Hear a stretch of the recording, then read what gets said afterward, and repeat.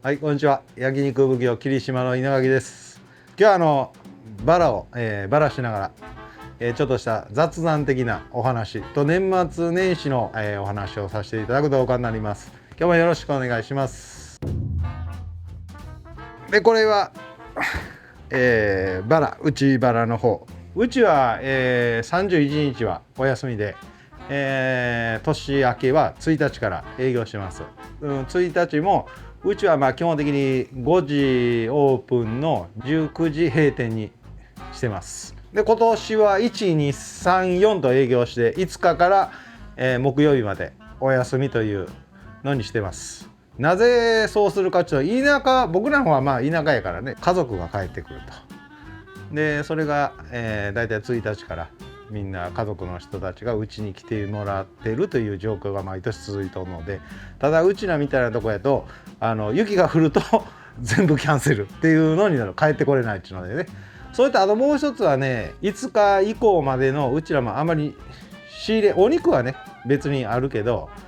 内臓系とかまずないので、だから休むというやり方にしてます。最終が12月のね、最終20何日ぐらいに内臓が入ってきて、でそれ以降の内臓っていうのもないので、だからうちは1日から営業しとるし、で31日はなぜうちは休みなのかというと、うちは年末用のお肉を、そのクリスマス頃から予約を取ってまして、で31日、まあその前の日もね、29、30、31日から取りに来るというお客さんが見えるので、そういうようなやり方でうちはずっとやってます。まあ今年はねそんなに言うほど寒なかったから、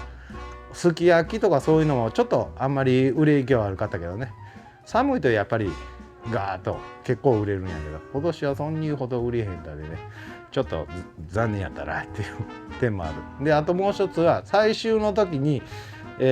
まあテイクアウトで焼肉を買いたいっていうお客さんも結構見えてんけど、うちらあんまり在庫をね、12月違う1月のそのまあ土地区とかそういうのもねすぐに始まらないので、もうカツカツでやっとるもんで、焼肉に関してはそんなにテイクアウトで売るってことは、してなかったんですよ。まあ今日言われて今日っていうやつやともう結構断っとったでもあったもんで、前日からちょっと言われるやつやとねだいたい準備はしてあるんやけどね、うちらも今年はそんなにほど寒なかったで、お肉もどれぐらい出るのかちょっとわからんかったで、ギリギリでやっとったっちゅう点もある。そして今年の3月かな、4月頃からなってくると、またお肉、鶏豚とかまた値段上がるっていうとんでね、これか今年はちょっと大変な時期になるんちゃうかなって僕の勝手な予想。ガソリンとかちょっと下がっとるけど、やっぱり結局はこの今までこの牛が高かったもんで、牛まあ今でも高い、まあもんに関しては高いんやけどね。でやっぱりそれがどうしても今なんでも物が上がっとるで、鶏や豚類がみんなが一般の人がね牛肉そんに食べるやんちゅうので、豚や鶏を主流になっとったんちゃうかな。それが豚や鶏が今回上がるっていうとんで、また大変な時期になるんちゃうかなと。まあこれは焼肉店だけじゃなくて全体的にねみんな大変なんちゃうかなと。3頭ぐらいのがちょうどおって、その中のとりあえず1頭はもう買う予定かな。で今まで仕入れられなかったいろんな牛も仕入れていこうかなと。例えば言ったら田島の牛とかね、月齢の長いやつとかそういうようなやつをいろいろ仕入れていこうかなと。そしてそれをお客さんに、ちょっと食べてもらって、まあ、そういったイベントをやろうかなと思ってます。これも小物の牛ねんけど、僕は正直で小物の牛がむちゃくちゃいいですよっていうような振りではあんまり言いたくないんですよ。なんでかっていうと、そう言うたところでお客さんはくどいお肉や、うわすごい霜降りが入っとる、うわ食べたらくどいんちゃうかなって思われがちやから、あんまりそれは言いたくないなっていう点があって、じゃあなんでこの牛を買うのかというと、このファーマーズウィッシュさんの牛っていうのは肉性が結構濃いんですよ。だから僕結構気に入っとる点もあって、であともう一つは、まあ生きとる牛を自分が選んで失敗する場合もあるし、うわむちゃくちゃええなっていう、そういうのが楽しいっていうのもあって、僕はまあ買っとるっていう点もあるし、ファーマーズウィッシュさんがね、どのようにその牛を毎日育てとるかっていうのも僕も全部知っとるから、割に僕は信用していつも買っとるから、例えで言うたら「この和牛は美味しいで買ってください、食べてください」っていうのもなかなか伝わらんと思うよね。こういうのはね、みんなが思うことはやっぱりくどいお肉やろうってなるから、だから今もうタンとハラミが一番無難やからお客さんも頼むというのが今この日本全国がそうなってきとると思うよね。但馬の牛とかそういう牛になってくると、本当にこうロースとかね、たくさん食べても全然胃もたれもしやんし、僕はちょっとああいうのをいろんな人に教えたいなっていうのもあって、そういうイベントをしようかなと思ってます。でその中でもこの僕が今飼っとる加藤さんの牛もどういう牛かっていうのを食べてもらいたいっていうのでイベントをするという予定です。僕のその好みの牛っていうのも大体加藤さんももう知って見えるので、今回そういうやつないのっていうと、あこれがええんちゃうって、その牛の前まで連れてってくれるしね。で一頭一頭もう全部分かっとんねんと、その牛のね。でその牛がこうやこうや血統は何かとか全部僕らも教えてくれるし、昔は、安さの競い合いっていうのが主流やったよね。でももう今は安さの、まあ安に越したことはないんやけど、いいものを適正なものをどんだけどのように入れてもらうかということが今からは大事になってくるんちゃうかなと思う。そしてもう今どこの業者さんも強気の商売しとんでね、もう安いんやったら買うてもらってこうですっていうとこが今多いかな。計算でもね、ええやつ最近ようある、うわすごいなってやつがようある。だからでもあれを計算牛やから絶対安いか、交雑牛やから絶対安いかっていうのも言い切れや、ええやつはそこそこええ値段するもんやっぱり。でそれを定期的に、上手に入れれるとこであれば全然僕はええと思うけど、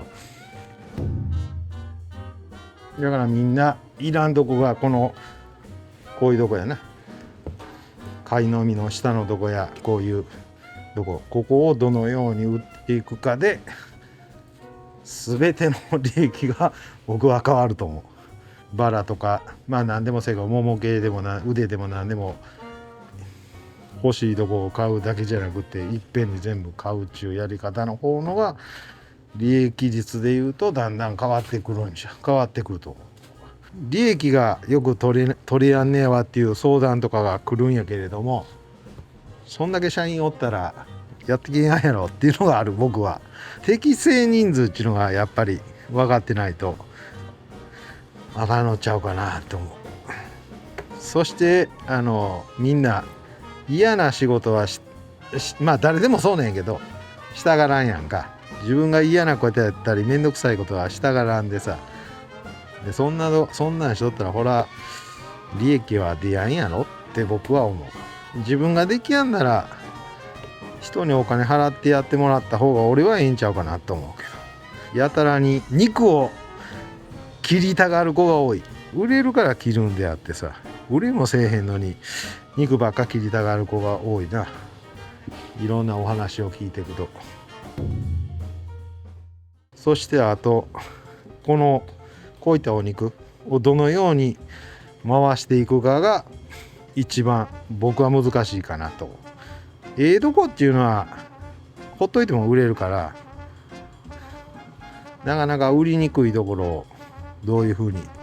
切ってどういうふうに回していくかが一番大変なんちゃうかなと僕はそう思います。なんとかして売る観光しとる。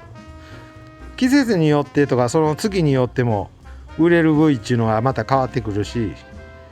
それをどのように回していくかっていうのが僕のいつもの課題かな。そういうのはこういったな貝のみとかなほっといても、こう貝のみやったりこういうバラヘッドやったりするとこはほっといても売れるし、量も少ないですぐなくなるもん。どのようにこういうとこやこういうとこや、まあこれカッパはあれやけど別として、こういうとこをどのように回していくかだけやな、難しいのは。あとはメニュー作りもそこからいろいろ考えてけし、これは売りやんでこれはやめてこうってすると売り上げも上がらんし利益も出てこんし。これがバラヘッドです。でこれな内バラの中落ちカルビ、そしてこれが貝のみで、これはまあインサイドのとこのお肉、まあこでこれがカッパ。